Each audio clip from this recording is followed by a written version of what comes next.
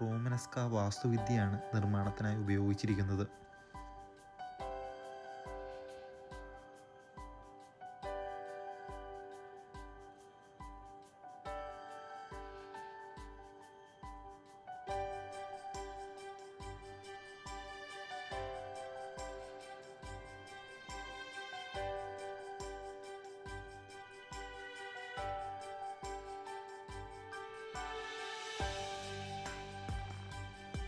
Liverpool cathedral രൂപകൽപ്പനയുടെ ഒരു master പീസാണ്.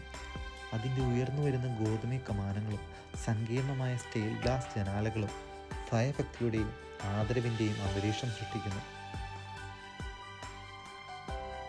കത്തീഡ്രൽ 200 മീറ്റർ നീളവും 130 മീറ്റർ ഉയരവും വിശാലമായ പ്രദേശം ഉൾക്കൊള്ളുകയും ചെയ്യുന്നു.